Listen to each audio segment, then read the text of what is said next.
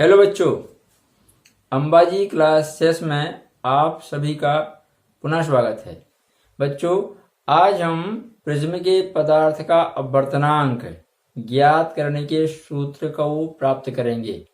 ठीक है, कि प्रिज्म के पदार्थ का सूत्र किस प्रकार से निगमित किया जाएगा। ठीक है बच्चों, तो देखिए जरा, माना हमने कि आपका ये ABC एक प्रिज्म का परिच्छेद है। ठीक है, जिसमें AB व AC दो अपवर्तक पृष्ठ हैं आपके, BC प्रिज्म का आधार है। ठीक है, और A जो है आपका ये प्रिज्म कोण है। ठीक, अब बच्चों माना हमने कि कोई प्रकाश किरण इस प्रकार से प्रिज्म पर आपतित होती है, आपके बाईं ओर से इस प्रकार से प्रिज्म के पृष्ठ AB पर आपतित होती है। हमने माना यह किरण आपकी PQ है, Q आपका आपतन बिंदु है। ठीक है, तो बच्चों पृष्ठ जो आपका AB है, इस पृष्ठ AB पर हम अभिलंब खींचते हैं बिंदु Q पर, इस प्रकार से यहाँ पर ये आपका अभिलंब है। ठीक है, तो बच्चों आप देखिए, यहां प्रिज्म कांच का होता है आपका। ठीक है, और ये आपका सघन माध्यम है, और यहां आपकी यह है वायु है। तो प्रकाश किरण यहां वायु से कांच, ठीक है, यानी विरल माध्यम से सघन माध्यम में जा रही है। तो यहां जब उसका अपवर्तन होगा तो आप नियम जानते हैं, जब प्रकाश किरण विरल माध्यम से सघन माध्यम में जाती है तो अभिलंब की ओर झुक जाती है। ठीक है, तो आपका ये अभिलंब में माना हमने MO। ठीक है बच्चों, तो ये प्रकाश किरण इस प्रकार से अभिलंब की ओर झुक जाएगी आपकी। तो मान लीजिए आपकी इस दिशा में चली गई। ठीक है, और पृष्ठ AC पर आपतित हुई। ठीक है, आपकी ये आपकी दिशा में किरण चली गई। ठीक है बच्चों, तो आपकी यहाँ PQ जो है आपतित किरण है, MO पृष्ठ AB के लिए अभिलंब है। तो अभिलंब और आपतित किरण के बीच ये आपका हो जाएगा आपतन कोण I1। ठीक है बच्चों, अब यह है प्रकाश किरण जब आगे यहाँ बढ़ेगी तो बच्चों यहाँ देखिए, कांच से ये वायु में जा रही है। ठीक है, तो हम क्या करते हैं बच्चों, पृष्ठ AC के इस बिंदु R पर, इस बिंदु R पर अभिलंब खींचते हैं एक और आपका। ठीक है, यहां से ये आपका हमने माना आपका ये NO है। ठीक है, तो बच्चों यहां क्या होगा, यहां प्रकाश किरण आपकी जो है ये सघन माध्यम से विरल में जा रही है। तो अब की बार ये अभिलंब से दूर हटेगी। ठीक है, तो ये आपकी इस दिशा में निर्गत हो जाती है। ठीक है, तो पहले वाले पृष्ठ के लिए आपका ये आपतन कोण, ये अपवर्तित किरण और अभिलंब के बीच ये आपका R1 अपवर्तन कोण पहले पृष्ठ के लिए। अब बच्चों यहां पुनः आपकी प्रकाश किरण पृष्ठ AC पर जब आपतित हुई है और इस दिशा में निर्गत हो गई है, तो हमने ये दूसरे पृष्ठ के लिए अपवर्तन कोण माना। ठीक है, और आपका ये I2 ये हो जाएगा आपका निर्गत कोण। ठीक है बच्चों, यदि आप यहां से प्रकाश किरण को आता हुआ माने तो ये आपकी आपतित किरण, ये अपवर्तित किरण और ये निर्गत किरण हो जाएगी। ठीक है, हमने माना आपका ये बिंदु R था और आपकी S, तो RS आपकी निर्गत किरण हो जाएगी। QR जो आपकी है QR, ये QR आपकी अपवर्तित किरण है और आपकी PQ आपतित किरण। ठीक है, अब बच्चों आप देखिए, यदि मान लीजिए हमारा प्रिज्म नहीं होता तो प्रकाश किरण किस दिशा में जाती, ये आपकी इस दिशा में निकल जाती है आपकी। ठीक है, ये सामने बढ़ती इस प्रकार से, ऐसे जाती सामने की ओर।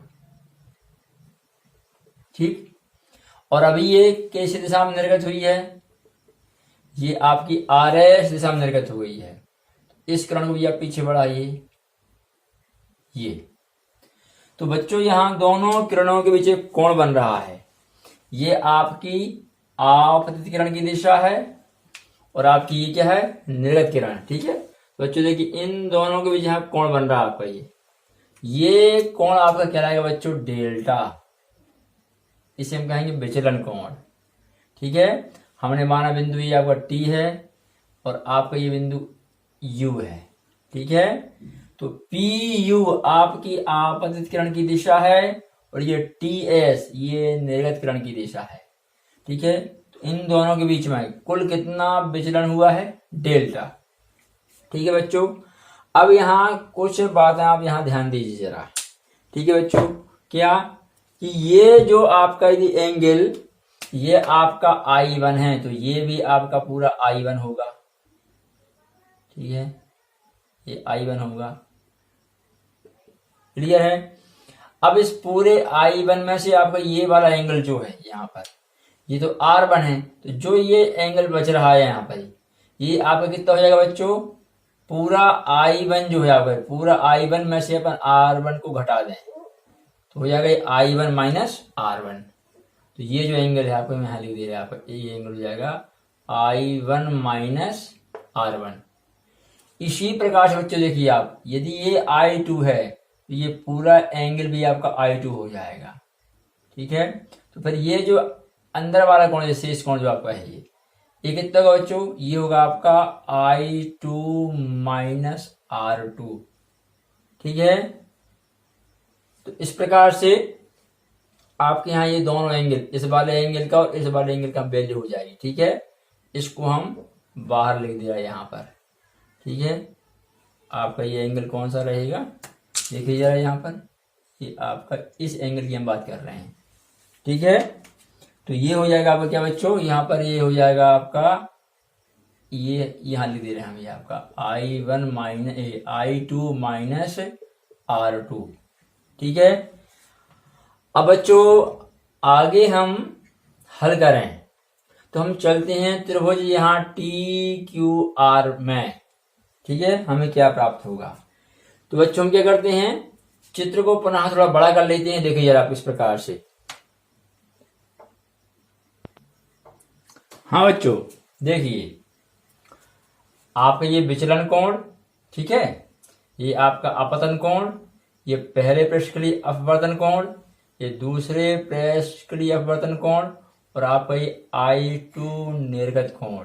ठीक है, ये I2 और ये कोण बराबर आएगा आपका, ये R2 है तो ये हो जाएगा आपका I2 माइनस R2 और इसी प्रकार से आपका ये I1 है तो ये भी आपका I1 होगा। ठीक है, तो ये हो जाएगा आपका I1 माइनस R1। ठीक है बच्चों। हाँ बच्चों, अब त्रिभुज TQR में, ठीक है, त्रिभुज TQR में आपका जो ये कोण है, ये वाला कोण कौन सा, कोण UTR, कोण UTR बराबर हम कह सकते हैं UTS, यदि हम आगे तक जाएं, कोण UTS इक्वल टू, जैसे हम डेल्टा माना है, ये आपका बहिष कोण है। ठीक है, और आप बहिष कोण प्रमेय जानते हैं त्रिभुज में। ठीक है, किस प्रकार से, देखिए जरा यहाँ पे आपको, यहाँ T है, यहाँ आपको U है, यहाँ आपका Q, यहाँ आपका R, ऐसे। ठीक है, तो बच्चों ये वाला कोण हमने कितना लिखा है, I1 माइनस R1, आपका I1 माइनस R1, और ये लिखा हमने क्या आपका, ये लिखा हमने I2 माइनस R2। ठीक है, तो बच्चों ये बहिष कोण जो होता है आपका, ये वाला बहिष कोण, जिसका मान दूर वाले कोणों के योग के बराबर होता है। ठीक है, तो क्या जाएगा आपका, तो कोण आपका ये हो जाएगा कोण UTR जो रहेगा आपका ये TQR प्लस TRQ। ठीक है, कोण TQR प्लस आपका हो जाएगा कोण TRQ। ठीक है, ये बहिष कोण के अनुसार। तो मेरे बच्चों मान रख दीजिए आप, ये बनने क्या माना डेल्टा, तो डेल्टा इज इक्वल टू क्या हो जाएगा आपका, ये क्या है आपका I1 माइनस R1 और प्लस क्या आपका, ये हो जाएगा I2 माइनस R2। ठीक है बच्चों, अब यहां ध्यान दीजिए, न्यूनतम विचलन की स्थिति। बच्चों अपन क्या जानते हैं, न्यूनतम विचलन की स्थिति क्या होती है?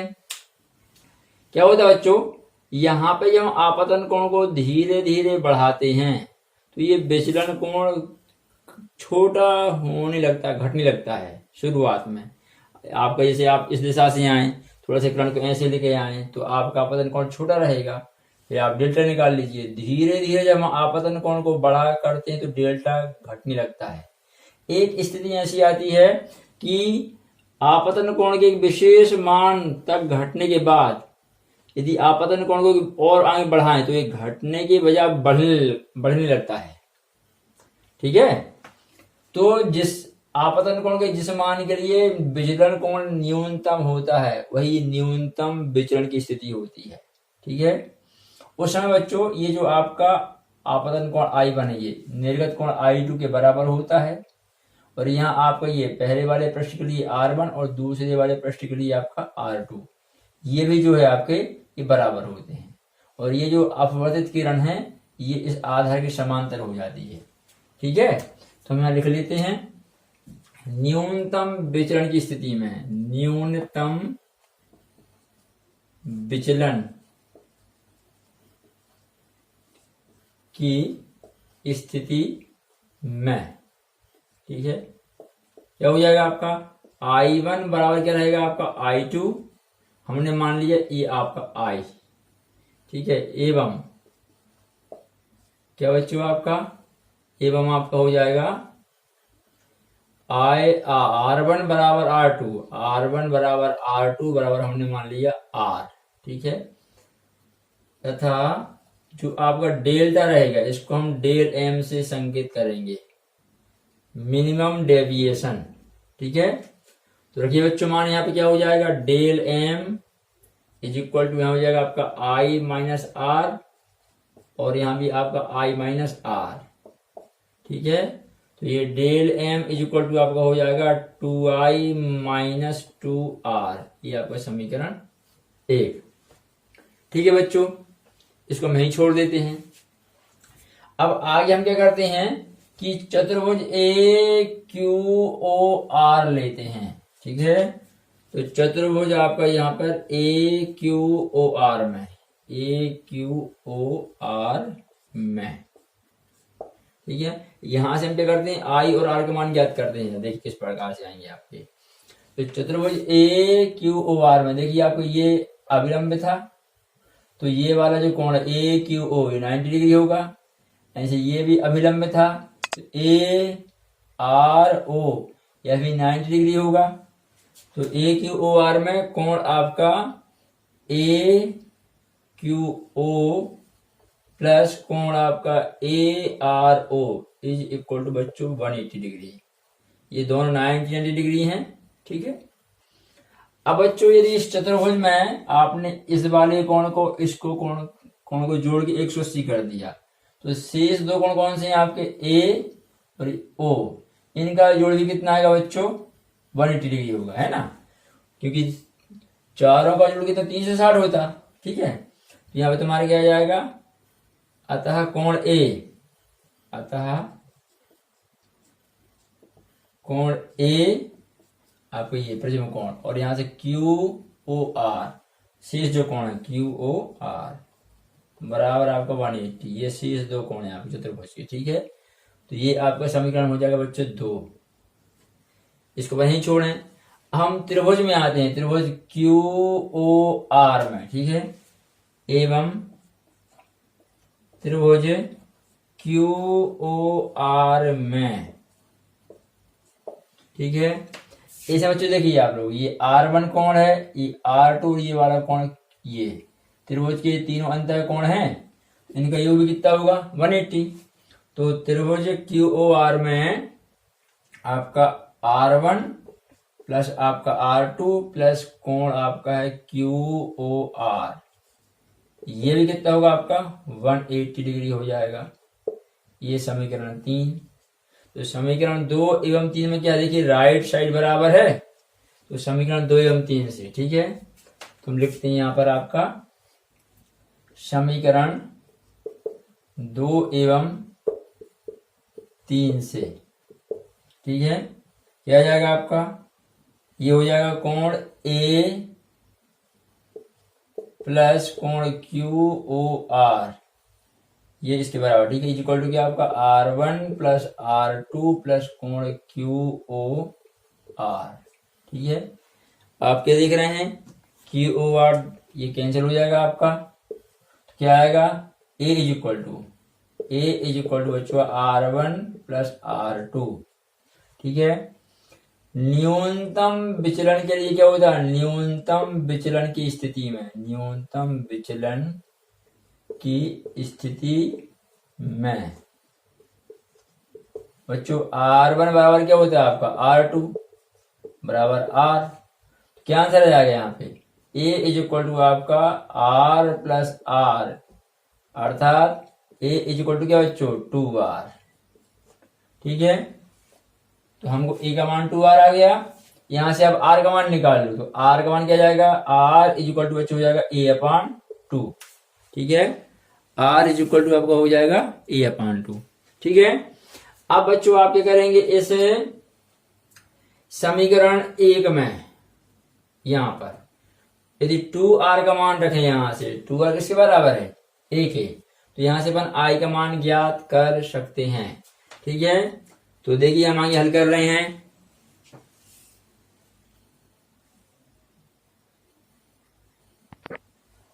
हाँ बच्चों, तो समीकरण 1 में ठीक है 2R is equal to A रखने पर, ठीक है, ये वैल्यू मिली हमें A की 2R है ना, तो यहां रख दीजिए आप, तो del M is equal to बच्चों क्या हो जाएगा आपका 2I माइनस यहां हो जाएगा आपका A।